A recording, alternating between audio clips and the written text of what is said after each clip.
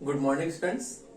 हम पिछली कक्षा में जापान का प्रधानमंत्री पढ़ रहे थे और जापान के प्रधानमंत्री का हमने देखा था कि उसकी शक्तियों और कारण हमने ये पढ़ा था कि उसकी शक्ति जो है राष्ट्र का सर्वोच्च नेता के रूप में भी उसे महत्वपूर्ण शक्ति प्राप्त है कि प्रधानमंत्री राष्ट्र का सर्वोच्च नेता होता है और देश की वास्तविक कार्यपालिका का अध्यक्ष होने के नाते वो संपूर्ण जनता को रिप्रेजेंट करता है, उसका प्रतिनिधित्व करता है। तो इस प्रकार से हम देखते हैं कि सबसे पहले तो अपने दल का नेता होता है और दल का नेता होने के कारण जब उसे बहुमत प्राप्त हो जाता है और बहुमत प्राप्त करके वो प्रधानमंत्री बनता है तो हम देखते हैं कि वो राष्ट्र का सर्वोच्च नेता के रूप में उसे स्थिति प्राप्त हो जाती है। तो हम देखते हैं इस प्रकार जापान के प्रधानमंत्री को महत्वपूर्ण शक्तियां प्राप्त हैं और दलीय आधार पर उसका निर्वाचन होने के बाद में वो बहुमत दल का नेता होता है और दल को प्रतिनिधित्व करने के साथ साथ ही हम देखते हैं कि वो राष्ट्र का सर्वोच्च नेता भी होता है और संपूर्ण राष्ट्र को रिप्रेजेंट करता है। तो इस प्रकार हम देखते हैं कि जापान का प्रधानमंत्री राष्ट्र का सर्वोच्च नेता होता है। अगला है संकटकालीन अधिकार। तो देखिए संकटकालीन अधिकार, संकटकालीन अधिकार, संकटकालीन अधिकार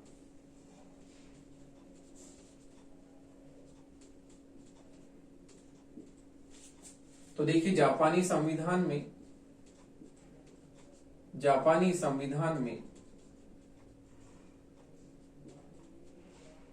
संकटकालीन, जापानी संविधान में संकटकालीन अधिकार,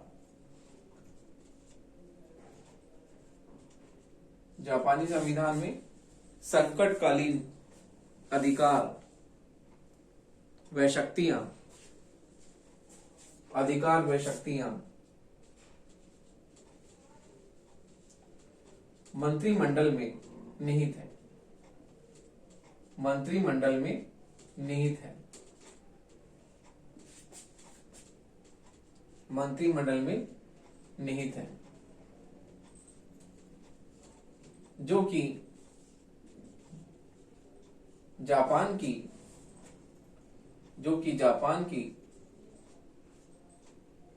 वास्तविक कार्यपालिका, जो कि जापान की वास्तविक,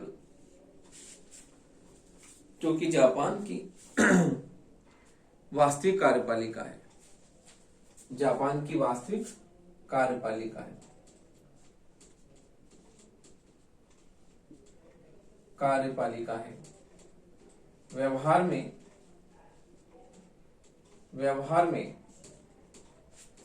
संकटकालीन शक्तियों का प्रयोग, व्यवहार में संकटकालीन शक्तियों का प्रयोग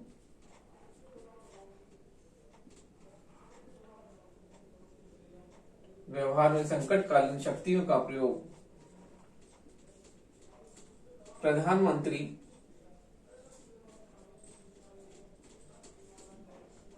का प्रयोग, संकटकालीन शक्तियों का प्रयोग प्रधानमंत्री द्वारा किया जाता है, प्रधानमंत्री द्वारा किया जाता है।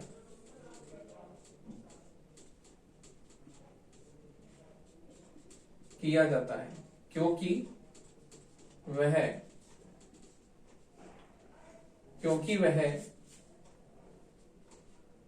वास्तविक कार्यपालिका का, क्योंकि वह वास्तविक कार्यपालिका का, वास्तविक कार्यपालिका का अध्यक्ष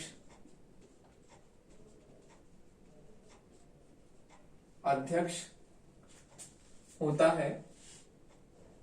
अध्यक्ष होने के साथ ही वास्तविक कार्यपालिका का अध्यक्ष होने के साथ ही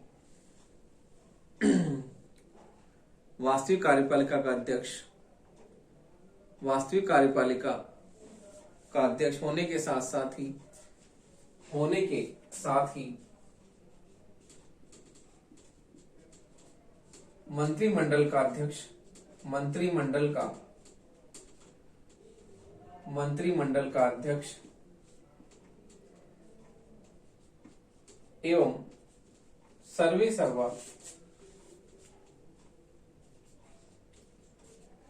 सर्वा होता है। तो देखिए, इस प्रकार से जापान के प्रधानमंत्री को संकटकालीन शक्तियां प्राप्त हैं, क्योंकि जापान में संकटकालीन अधिकार और शक्तियां मंत्रिमंडल में निहित है, जो कि जापान की वास्तविक कार्यपालिका है। तो देखिए, जापान में संसदीय शासन व्यवस्था है और इसी कारण से संसदीय शासन व्यवस्था होने के कारण वास्तविक कार्यपालिका का अध्यक्ष जो है जापान का प्रधानमंत्री होता है और संकटकालीन शक्तियों का प्रयोग व्यवहार में प्रधानमंत्री और उसके मंत्रिमंडल द्वारा किया जाता है। तो हम देखते हैं कि जापानी प्रधानमंत्री संकटकालीन शक्तियों का प्रयोग व्यवहार में स्वयं करता है और वह वास्तविक कार्यपालिका अर्थात मंत्रिमंडल का अध्यक्ष एवं सर्वे सर्वा भी होता है। तो देखिए, इस प्रकार से जापानी प्रधानमंत्री की हमने जो शक्तियां और अधिकार देखे, उनसे यह स्पष्ट होता है कि जापान में प्रधानमंत्री वास्तविक कार्यपालिका का अध्यक्ष होने के साथ ही राष्ट्र का सर्वोच्च नेता होता है और इस प्रकार उसकी शक्तियां जो है बहुत ही महत्वपूर्ण है। तो हम देखते हैं कि जापानी प्रधानमंत्री की उपयुक्त शक्तियां का हम अध्ययन करने के बाद में ये कह सकते हैं कि जापान का प्रधानमंत्री बहुत ही शक्तिशाली उसके अधिकार और कार्य हैं और जापानी प्रधानमंत्री वास्तव में जो है अपनी महत्वपूर्ण शक्तियों का प्रयोग करते हुए राष्ट्र के सर्वोच्च नेता के रूप में उसे महत्वपूर्ण स्थिति प्राप्त है। अब हम देखते हैं कि प्रधानमंत्री की स्थिति क्या है।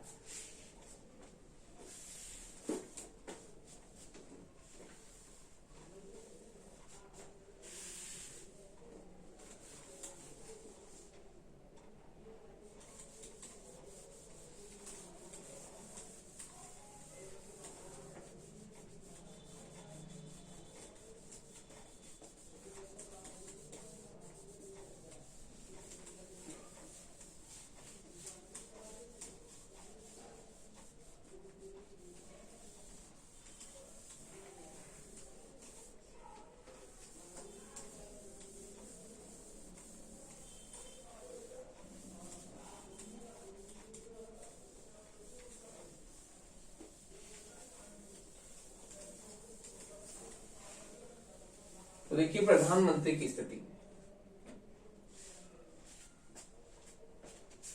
प्रधानमंत्री की स्थिति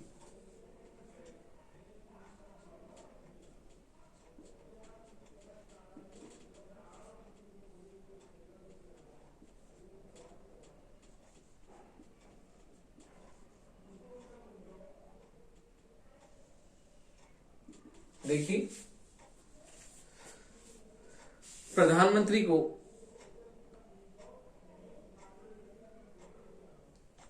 अनेक शक्तियां एवं अधिकार प्राप्त हैं। तो देखिए, प्रधानमंत्री को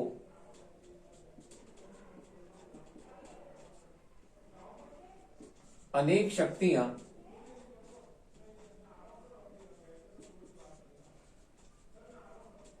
शक्तियां एवं अधिकार प्राप्त है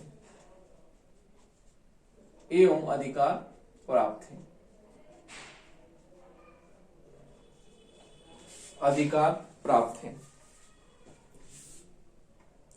तथा उसके कार्यों का कानूनी आधार यह तथ्य है। तो देखिए, उसकी शक्ति, अधिकार एवं कार्यों का अधिकार प्राप्त है। उसकी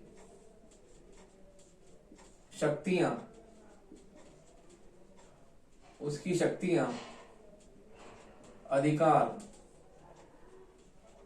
एवं कानूनों का एवं अधिकार एवं कार्यों का कानूनी अधिकार कानूनी आधार यह तथ्य है कि वह कानूनी आधार यह तथ्य है कि वह मंत्रिमंडल का अध्यक्ष होता है। वह मंत्रिमंडल का अध्यक्ष होता है।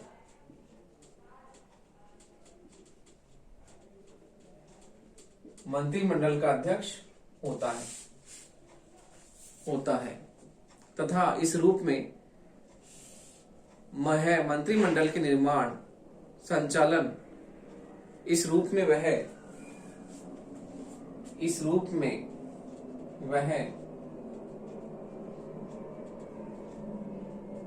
मंत्रिमंडल के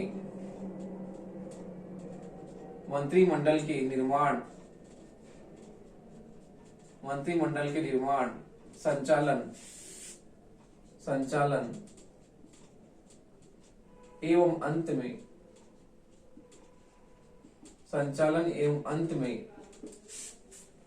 एवं अंत में वास्तविक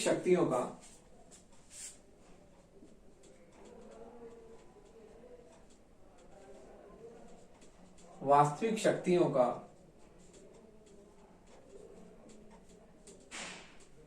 प्रयोग करता है। वास्तविक शक्तियों का प्रयोग करता है। तो देखिए इस रूप में मंत्रिमंडल के निर्माण संचालन में अंत में वास्तविक शक्तियों का प्रयोग करता है। तो देखिए उसका संपूर्ण राष्ट्रीय प्रशासन पर, तो देखिए इस रूप में हम मानते हैं, इस रूप में वह प्रथम सदन का ही नहीं अपितु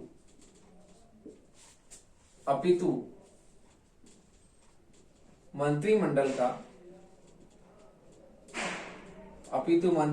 का स्वामी होता है।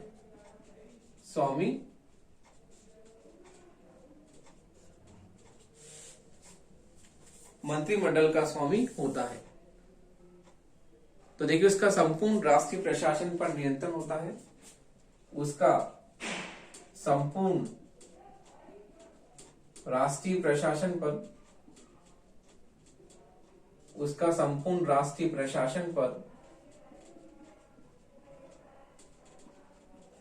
नियंत्रण होता है।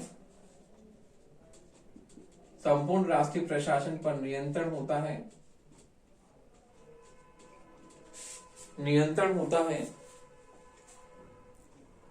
और वह जापान की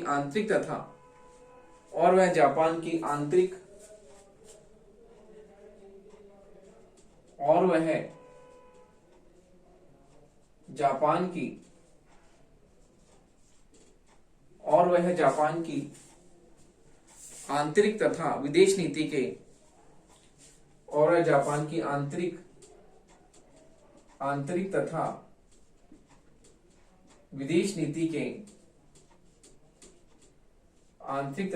नीति के निर्माण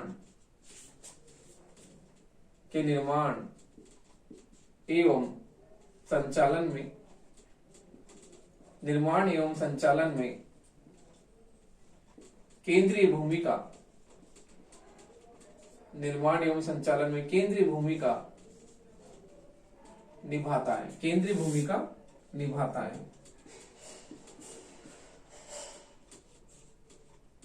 निर्माण एवं संचालन में केंद्रीय भूमिका निभाता है। तो इस प्रकार से हम देखते हैं कि जापानी प्रधानमंत्री को अनेक शक्ति एवं अधिकार प्राप्त हैं और उसका कानूनी आधार यह शक्तियों का कि वह मंत्रिमंडल का अध्यक्ष होता है। तो मंत्रिमंडल का अध्यक्ष होने के नाते वह मंत्रिमंडल का सर्वे सर्वा होता है और मंत्रिमंडल के संचालन निर्माण एवं अंत में अपनी वास्तविक शक्तियों का प्रयोग उसके द्वारा किया जाता है।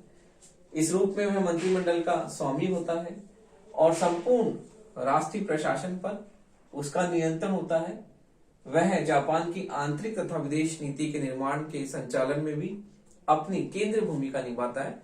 तो हम देखते हैं इस प्रकार से जापान में प्रधानमंत्री की महत्वपूर्ण स्थिति उसे प्राप्त है और उसकी शक्तियों के आधार पर हम यह कह सकते हैं कि मंत्रिमंडल का वह स्वामी होता है और इसके साथ साथ ही वह जो है संपूर्ण प्रशासन उसी के द्वारा होता है। हम आगे देखते हैं जापानी संविधान द्वारा सम्राट की शक्तियों का। तो देखिए जापानी संविधान में जापानी संविधान द्वारा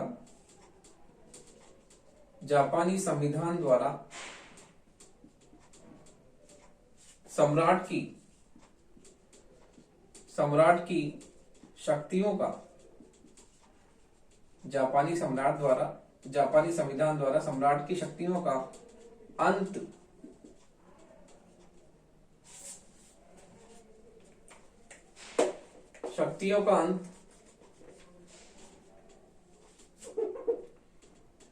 कर दिया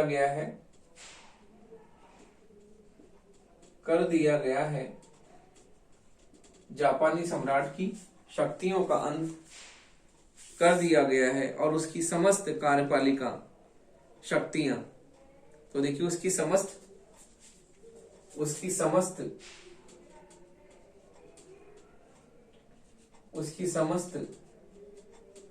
कार्यपालिका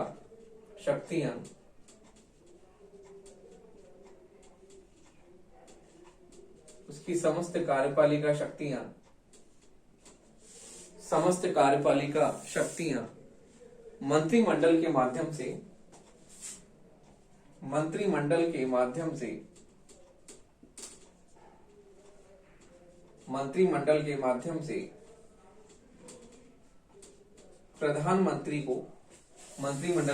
से प्रधानमंत्री को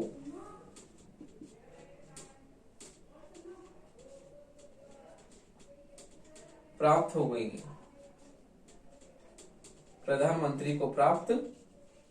गई है।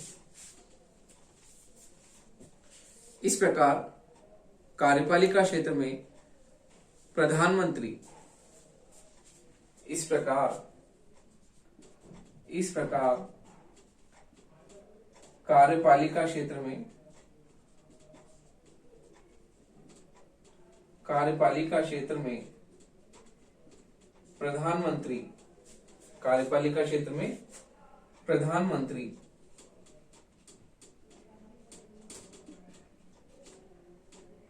प्रधानमंत्री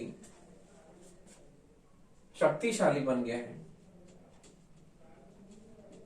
प्रधानमंत्री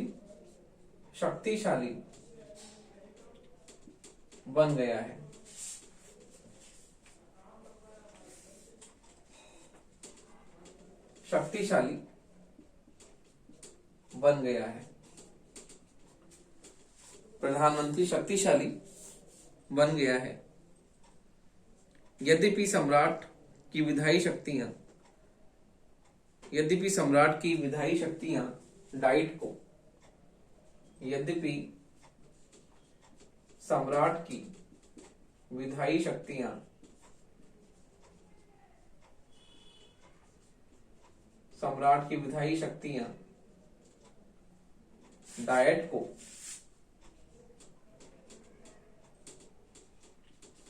डायट को सौंप दी गई हैं।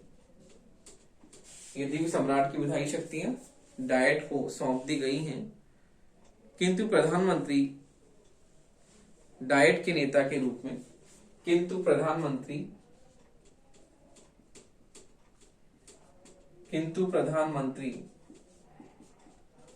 डायट के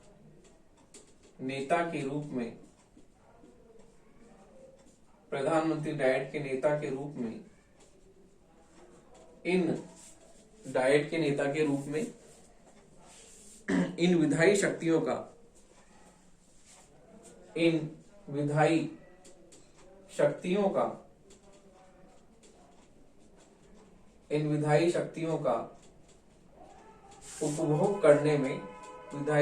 का उपभोग करने में समर्थ हो गया है, उपभोग करने में समर्थ हो गया है। तो देखिए, इस प्रकार हम देखते हैं कि जापानी संविधान ने सम्राट की शक्तियों का अंत कर दिया है। जहां पुराने मेजी संविधान ने सम्राट की शक्तियों को जो है बिल्कुल उसकी शक्तियां असीमित अमर्यादित थी और वो शासन में सर्वोच्च भूमिका उसे प्राप्त थी। लेकिन जापानी संविधान में जो नया संविधान बना, जिसे हम शोवा संविधान के नाम से जानते हैं, तो नए संविधान के अंतर्गत जापान के सम्राट की शक्तियां का पूर्णतः अंत कर दिया और उसका अंत करने के बाद में समस्त कार्यपालिका शक्तियां मंत्रिमंडल में निहित हो गई। और मंत्रिमंडल का अध्यक्ष कौन होता है? मंत्रिमंडल का स्वामी प्रधानमंत्री होता है। तो मंत्रिमंडल के माध्यम से वो सारी शक्तियों का उपभोग कौन करता है? प्रधानमंत्री करता है। तो इस प्रकार से कार्यपालिका क्षेत्र में प्रधानमंत्री बहुत ही सर्वोच्च शक्तिशाली बन गया है। उसकी स्थिति सम्राट की तुलना में सर्वोच्च शक्तिशाली हो गई है। और यद्यपि सम्राट की विधायी शक्तियां डाइट को सौंप दी गई हैं, जो सम्राट को पहले प्राप्त थी विधायी शक्तियां वो डाइट को दे दी गई हैं। और हम देखते हैं कि प्रधानमंत्री डाइट के नेता के रूप में इन विधायी शक्तियों का उपभोग करने में जो है समर्थ हो गया है। तो इस प्रकार हम देखते हैं कि जापानी संविधान ने सम्राट की शक्तियों को बिल्कुल शून्य कर दिया है और उसके स्थान पर प्रधानमंत्री को सर्वशक्तिमान बना दिया गया है। तो इस प्रकार हम देखते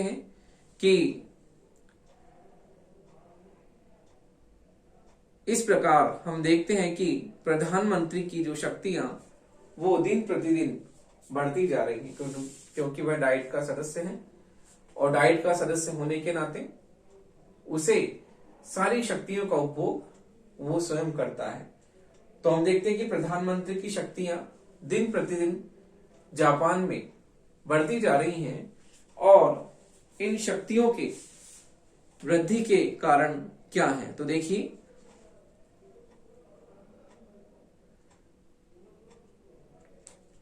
देखिए, व्यवहार में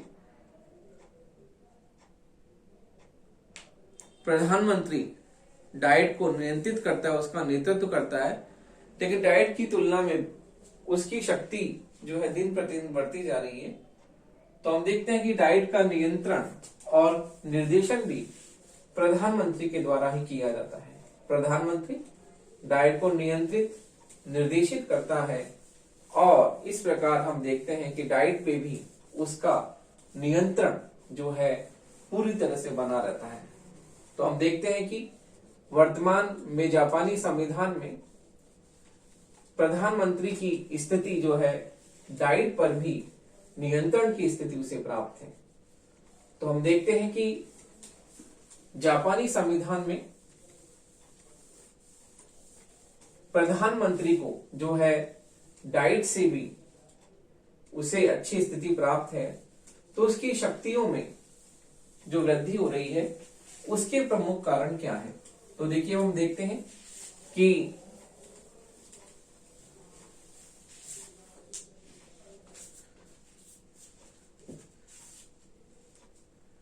व्यवहार में डाइट की तुलना में प्रधानमंत्री व्यवहार में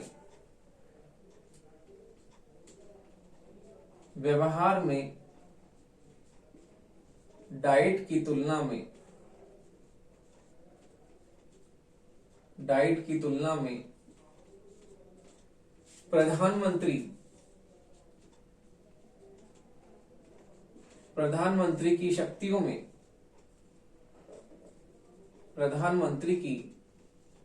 शक्तियों में वृद्धि के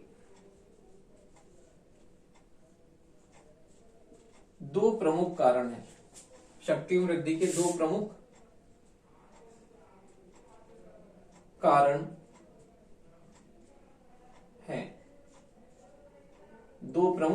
हैं।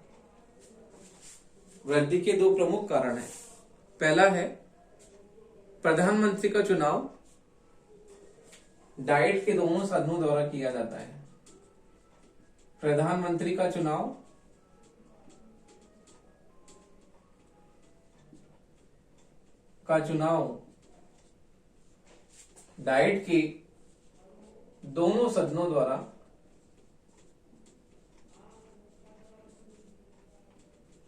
डाइट के दोनों सदनों द्वारा किया जाता है।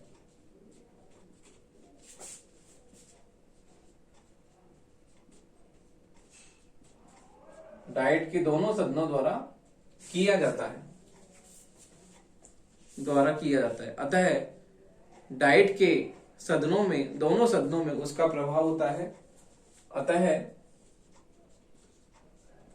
डाइट के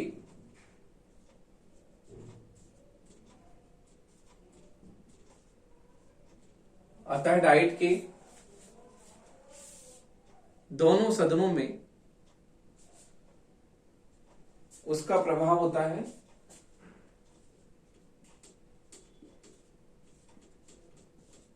डाइट के दोनों सदनों में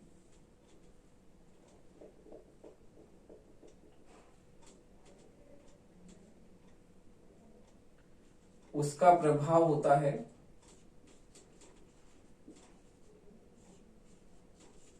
डाइट के दोनों सदनों में उसका प्रभाव होता है। और वह संपूर्ण डाइट का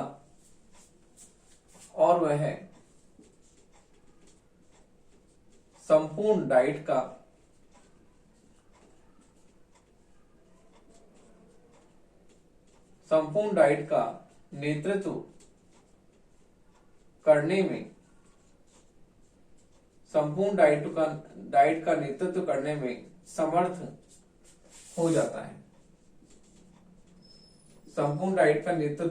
समर्थ हो जाता है।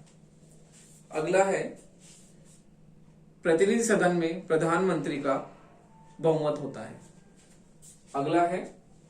प्रतिनिधि सदन में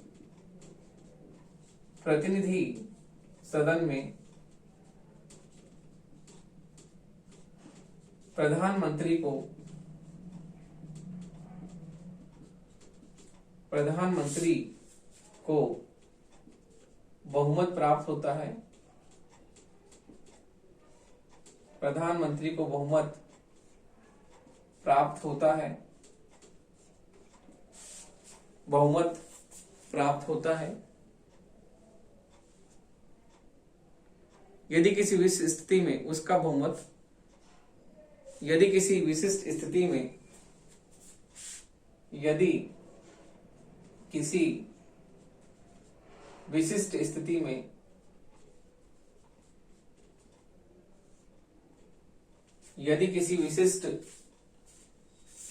में उसका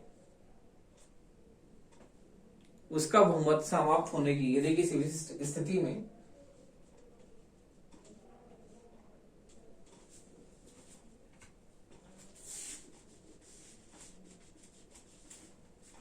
किसी विशिष्ट स्थिति में उसका बहुमत समाप्त होने की आकांक्षा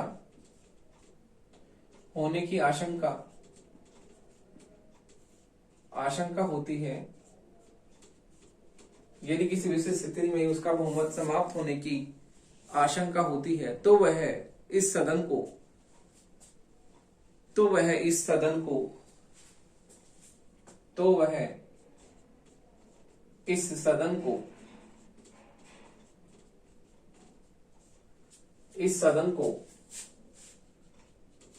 भंग करने की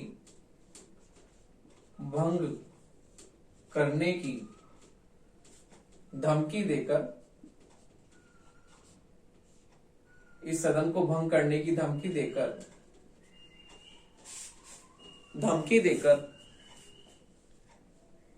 इसमें अपना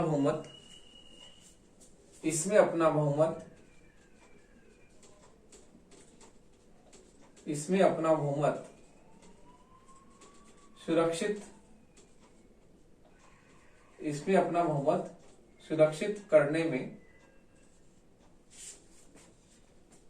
इसमें अपना बहुमत सुरक्षित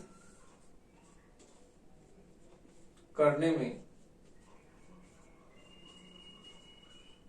प्राय इसमें अपना बहुमत सुरक्षित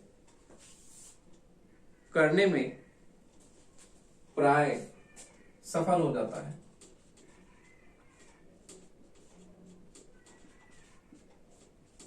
तो देखिए, इस प्रकार हम देखते हैं कि आज डाइट की तुलना में भी जापान के प्रधानमंत्री की शक्तियां जो है बढ़ रही हैं, और इसके प्रमुख कारण है कि वह डाइट के दोनों सदनों द्वारा उसका चुनाव किया जाता है और संपूर्ण डाइट का नेतृत्व वो करता है। फिर प्रतिनिधि सभा में उसका बहुमत होता है, और बहुमत जो है उसको जब बहुमत समाप्त होने की आशंका रहती है तो सदन को धमकी देकर, भंग करने की धमकी देकर अपना बहुमत सुरक्षित करने में सफल हो जाता है। तो इस प्रकार हम देखते हैं कि जापान में प्रधानमंत्री को बहुत ही महत्वपूर्ण शक्तियां प्राप्त हैं और व्यवहार में वह सम्राट और जनता के बीच एक कड़ी के रूप में कार्य करता है। तो इस प्रकार हम देखते हैं कि जापान में संसदीय शासन व्यवस्था है, और संसदीय शासन व्यवस्था होने के कारण जापानी प्रधानमंत्री को जो है महत्वपूर्ण शक्तियां प्राप्त हैं, और मंत्रिमंडल का वह वास्तविक अध्यक्ष होता है, स्वामी होता है, और उसी के द्वारा जो है संपूर्ण कार्यों का संचालन जो होता है बहुत ही कुशलता पूर्वक किया जाता है।